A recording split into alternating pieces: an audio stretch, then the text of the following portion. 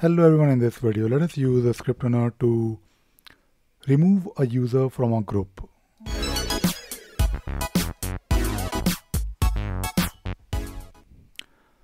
In the previous video we used script runner to add a user to a group, and today we want to basically do the opposite. We want to remove a user from a group.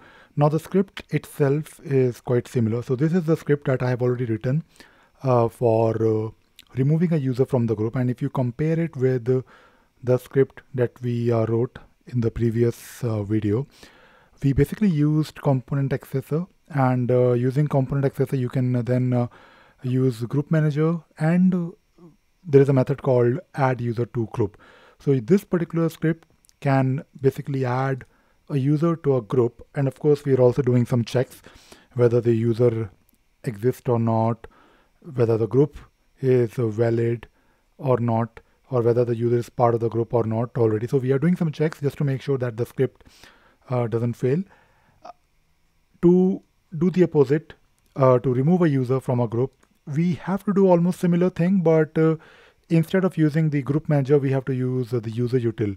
So if you're using IntelliJ, what you can do, you can type in here component accessor dot group manager, and you will find a method called add user to a group. But you must be wondering, if I do something like remove, do we have a method called remove? No, so there is no such method within group manager, but there is a method called remove user when you use the user util. So within user util we have remove user from group, and of course the parameters are group. The first parameter is the group name, and the second parameter is the application user, so which I have already done here. So if you look at this parameter, the first parameter is group name, which we are passing here on top, which is Jira Software Users Group, the name of the group, string value. We have to basically get the object. The group name will this variable will have the object, the group object. The same has to be done for the user. So using these two objects, we will pass them to this method and will remove a user. Now we're also doing some checks here. The first check is very obvious, which we did in the previous video. I'll just quickly repeat. The user should not, the user should be there in the system. Only then you can remove it. So if there is no valid user, so let us say if you pass in some invalid user name, this will throw an error, and it will. So the script will not fail, but you will get some error message in your log. The second thing that we need to do is we need to make sure that the user you're trying to remove should be in the group at first place. So if the user is already removed, so basically I'm using this method called get groups for user, and I'm checking whether this particular group, like Jira Software Users Group, is already assigned to user 2. If not, so I'm using this negation here. So if the user is not part of this group, then there is no need to do anything further. We can display a message, user not in the group, and we can return. The third thing that we'll check is the group if the group name doesn't exist at all. So the group name should also be valid. We need to also change the order slightly. I think we should probably move this. We should probably check for whether the group exists or not. But anyways, you get the idea. So we can check if the group name is or the group exists or not. If not, then we'll display a message. And if everything is fine, then we'll use this method called remove user from a group, and we'll finally display a message. So let us check this script, and I will basically use the same user 2 here, and I'll remove one of the group, maybe Jira Software Users, from this particular user. So I'll go to my console. I'll use a method called remove users from group. I'll run it, and we will get a message here, user 2 removed from the group. If I run it again, it will say user 2 not in the group. So there is no point of running this script, or basically calling the method remove user, if the user is not part of the group. So we have to be slightly efficient in our script writing. So now this looks good, and I think this is all fine. One thing that I want to check is if I pass in here some invalid group name, what will happen? So let us see what will happen in this case. And if I run this script, hopefully, so it will give you an error, and you know why? Because if you look at the script here, we are basically the error will probably come at this point where I mean we need to basically investigate where exactly this error is coming. So this is saying that cannot get the property name on null object.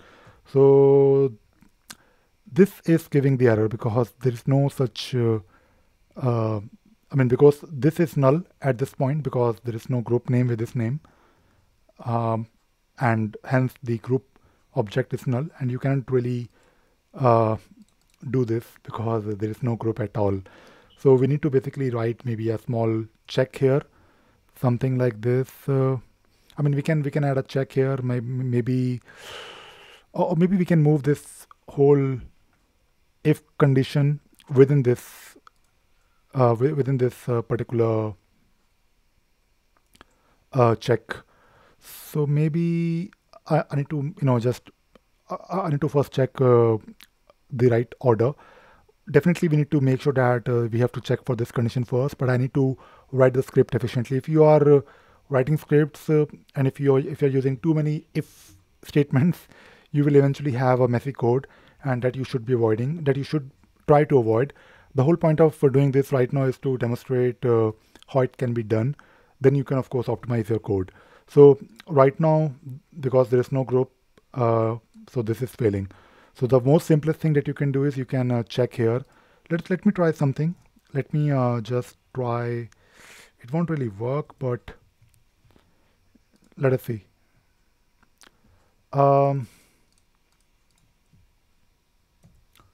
So usually using Groovy, you can, if you want, you can also add a condition maybe here. Let me add a condition here just to simplify things.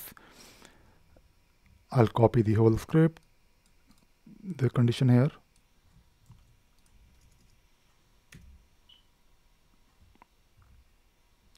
You know what? Let me try to write it because right now we are doing a string.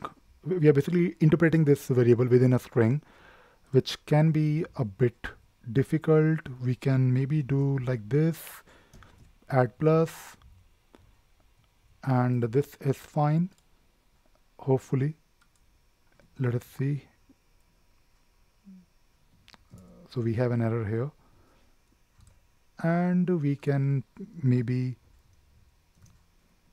check if this is valid, something like this.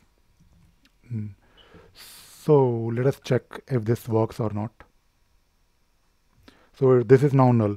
So you can also check for you can also do some checks. If this is null, then display something, maybe a message.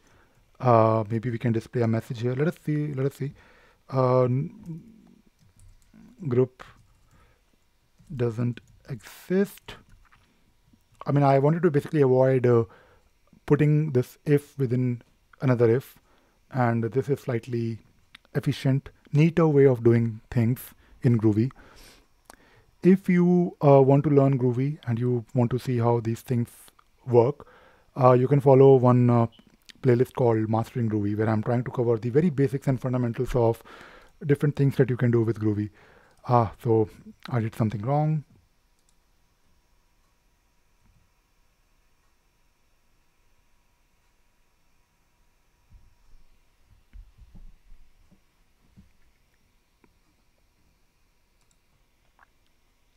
So this is basically the Elvis operator. If you want to, if you search on Google Elvis operator, Groovy, it is basically a very nice way of simplifying your if-else statement. So if you look at this statement here, it is basically saying that Elvis operator is a shortening of ternary operator. One instance of where this is handy is for returning a sensible default value if an expression resolves to false. Now, if you look at this statement here, you can see that using the question mark that we also used, we can return, in this particular case, this will only evaluate when, the dot name will only be evaluated when there is something in the group. So if you change it to maybe a proper user, Jira software user group, and if you, this group exists now, and if you run this, it will give you the group name. But if you change it to something which doesn't exist, you can see here that it is now null. So basically the script will not fail. You can also do the same thing by enclosing everything within if condition. That is, of course, that will of course consume more lines. So this is all I wanted to share in this video about removing a user from a group. So far we have learned adding a user to a group and also removing a user from a group. These things are really handy when you are trying to do something with your Jira instance, maybe in bulk. Maybe you want to perform bulk updation of your users. Maybe you want to give them access or remove access. So these scripts will really be handy for doing these things. And I hope you enjoyed watching this video and you learned something new today. Thank you very much.